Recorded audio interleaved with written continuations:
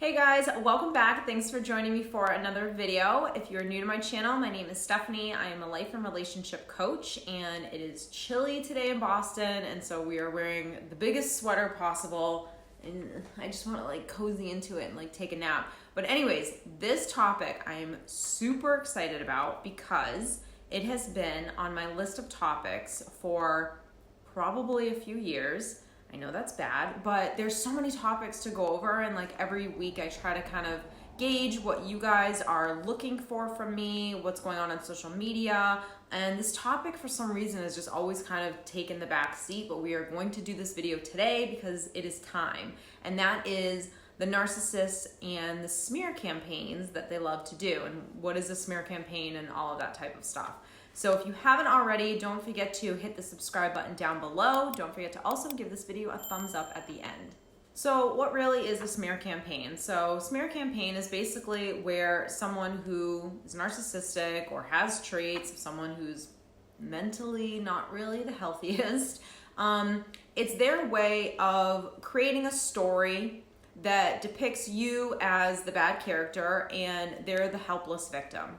Essentially, in a nutshell, that's what it is. So why someone who's narcissistic will do this is because they have an agenda.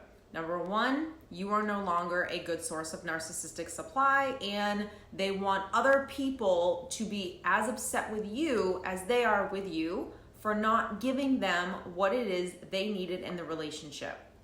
Now, what did they need in the relationship? You were probably the best girlfriend, the best wife, the best husband, the best partner, boyfriend, the best person ever. You're human, so you're not perfect, but for the most part, you're a caring, loving, giving person. So what else could this narcissist have actually needed from you? What they needed was control. What they needed was to be able to manipulate you. What they needed was for them to be able to do whatever they wanted to do, behave however they wanted to behave, and have no one ever challenge them or hold them accountable. That's essentially what a narcissist needs. I need you to show me that I am a perfect human and that I do no wrong, and if you can't do that, I will discard you. Or if you can't do that, I will abuse you. So because you are not a good source of narcissistic supply, they are wanting, or they begin forming these stories that they have to, number one, convince themselves. So before a smear campaign happens where they begin going around telling family, friends, coworkers, their new partner that they're possibly either cheating on you with or their next victim, they begin spreading all these stories about you.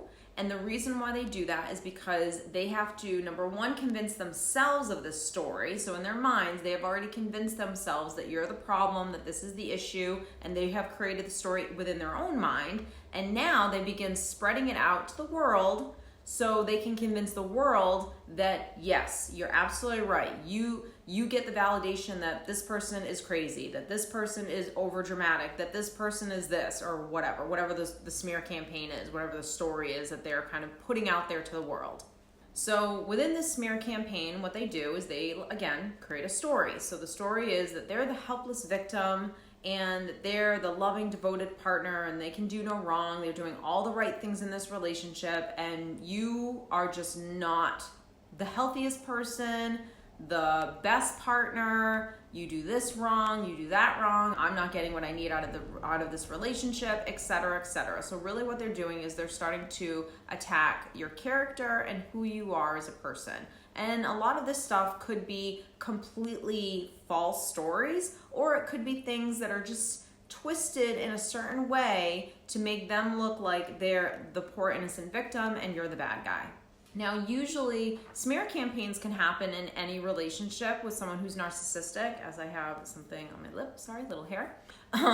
But a lot of the times when this happens, it really is romantic relationships. But like I said, it can be a relationship, sister or brother, mother or daughter, friendships, coworkers, things like that. The reason why, if it's not a romantic relationship, when this tends to happen is because sometimes you you have traits that you have, and you are the person that you are. And the narcissist, because they know they're not that person, it's almost like they resent you for it and they despise you for it. And so they want other people to not view you in such a way, in such a high regards. So they begin these kind of, again, sometimes they don't have to be like completely false fabricated stories. They could just be like these little slight manipulation stories where they're starting to kind of plant these seeds because they want other people to not view you in the way that people typically do view you. So a lot of this is jealousy, because a lot of it is insecurity on the narcissist's part. When it comes to romantic relationships, a lot of the times when the smear campaigns happen, it's because they want out. They want out of the relationship, or possibly they're grooming their next victim. And so they're spreading all of these kind of stories amongst family and friends so they can kind of like set the tone for when the discard happens and they bring in this new person. So it'll be a situation where it's like, oh, you know, this relationship was so bad with this person that's why I had to end it. Oh, and here comes the love of my life. And it's just like this cycle that happens like over and over again with these people. And then what'll happen is they'll end up either discarding you out of the blue and like bringing in this new person. And this new person has heard all of these stories from the narcissist and actually doesn't know what happened behind closed doors. They have no idea who it is that they're really now in a relationship with, because they immediately believe that person. For me, anytime I've ever been in a relationship, and this is even prior to my toxic relationship that I was in previously, even way in my early 20s when I was dating, anytime I met a man that would talk bad about their ex, and quite frankly, now in hindsight, I don't remember ever being in a relationship with someone who really, really spoke badly about someone that they dated. So note taken on that. But for me, I always, or if you like met the person that said, oh, my ex is crazy, I would always be like, well, why is that person crazy? I never believed that there was a crazy person or a crazy ex. Don't get me wrong, there are some people that are mentally ill and they do things that are not healthy whatsoever. Totally get that. But there's a difference between discussing those things that happened in your previous relationship versus kind of bashing someone's character. So always be kind of mindful when you are dating how someone does speak about their ex. Again, doesn't mean that maybe they themselves were in a relationship with someone who was mentally ill or a psychopath or a narcissist and they were completely abusive to that person.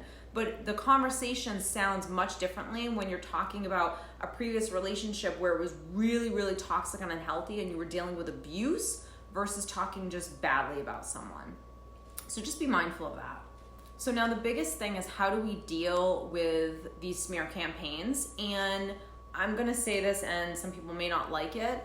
A lot of your reaction to smear campaigns is your ego, because you don't want anyone. First of all, you're so disgusted and insulted how this narcissist or this person could even say these things when some of them are lies and some of the stories are completely twisted and that's not really how it happened and like all of that kind of stuff. And I totally get that.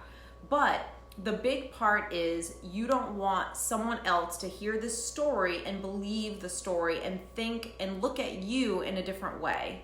So what I always say is, if you really, instead of like fighting against the wave, because this wave is happening, okay? These smear campaigns are going out. People are hearing a side of a story. And if you really, really know the person you're going toe-to-toe with in terms of the smear campaign, you'll know that they're very charming. They're very witty, like any other narcissist. They're very likable type of a person. They're able to really manipulate stories and are very, very convincing. And again, people don't know what happened behind closed doors. So people are just hearing stories and believing them because this person is so believable. They hooked you, they hooked their new partner, so obviously something about the way that they communicate, draws people into them. So instead of fighting against the wave that's happening, you have to learn how to just kind of coast with it. And I'm not saying, agree with everything that person is saying or just not do anything at all. But really what this has to do with is your own energy, how you respond to all of these things. So the first thing is, never, ever, ever try to defend yourself in such a way that it comes from this lack place. So it's one thing to defend yourself in a healthy way, and it's another thing to defend yourself in a very angry, bitter, I can't believe this is happening, aggressive type of a way. So the reason why this is so powerful is because confidence is the healthiest outfit you can wear. I don't know, I feel like that's a quote somewhere. But it's really, really true. So I think there's a saying out there like, confidence is silent and insecurities are loud. So the more you kind of maintain your composure and you maintain that level of grace and you don't, overreact with something, that shows really who's the person that's immature and who's the person that's healthy. Who's the person that's really confident, who's the person that's really insecure. So for me, I always wanted to continue to be myself, and I never felt like I had to prove my story or myself to anyone. So I wasn't about to take on the full-time job of running around town trying to defend myself to every person and every story that was probably going around about my situation. I didn't feel the need to do that. I mean, it's different because I'm a coach, but before I was even a coach and I was going through all of my stuff, there were probably tons of things that were being said and rumors that were going around, and it really didn't bother me because I knew my story, I knew my truth, and I knew that it was just this person's way of, again, almost like exposing themselves. So I knew that silence is so powerful and golden, and people will see situations for what they are, and people that have good, healthy values will see a situation and understand it rather than believing someone's stories and fabrications because possibly they themselves don't hold the same values as I do, if that makes sense. So for me, that was really, really powerful. And again, it allowed me to not carry that huge load of negative, toxic energy because I was all about, all right, I am moving on from this experience. I'm learning as much as I can from this experience. I'm allowing this person to teach me in every sense of the word. And some of the teachings were really painful that I had to go through, and really learning from this person and rising above like all of the BS. Like, in order to really elevate yourself, you have to practice all of those things. So when I was going through my stuff, I looked at every opportunity as practice. It was practice for me to kind of rise up from what someone else was saying about me to what was going on in my own head to insecurities that I probably were carrying around with me about what happened. So it's all an opportunity to kind of parent yourself constantly, time and time again. Parenting yourself and having a healthy inner dialogue is something that you should be doing. You are doing it actually every single day and every single moment. So because you're always having inner conversations with yourself. So I always looked at those opportunities as a chance to grieve if I needed to, accept a situation for what it is, because unfortunately I was in this situation and I had to go through this experience, learn as much as I can and rise up, which was for me just to be my authentic self, to be confident, to be graceful, and to not engage with any of that drama and negativity because I was all about trying to manifest and create like the life I wanted to live and have. And I knew that if I went down that rabbit hole and fought everything, that's the energy that doesn't allow me to attract the things that I really want to attract into my life. And it doesn't bring me peace. And at the end of the day, my happiness, my peace is the most important no matter what anyone thinks or what they have to say. Now, of course, when someone's like really making up complete false stories of you, it's fine to tell your side of the story. But again, the biggest difference between healthy and not healthy, the biggest difference in energy towards really manifesting what you want and having the life you want. And quite frankly, the most important thing for people to really see a situation for what it is going to be you and how you carry yourself. So like I said, if you want to fight the wave and go against it and talk bad about the person as well and tell your side of the story and well, this happened, whatever, all you're going to look like is bitter and angry. So if you can tell your side of the story in a very graceful, calming way and not tell it trying to convince people to see your side and agree with you, you're just telling it just to tell your truth, and it just is, and it's a matter of fact, and there's no real negative or anger or that kind of toxic emotion attached to the story that you want to tell. So I think that's the biggest difference with smear campaigns and how to handle them in a healthy way. So if you have enjoyed this video, like I said, don't forget to give it a thumbs up. Don't forget to also follow me on Instagram. I will link it right here. I think we just hit 180,000 subscribers on this channel, which is so incredibly huge. And I'm so thankful for everyone that has been following me from the very beginning. Please don't forget to hit the subscribe button and the notification bell down below, and I will see you next week.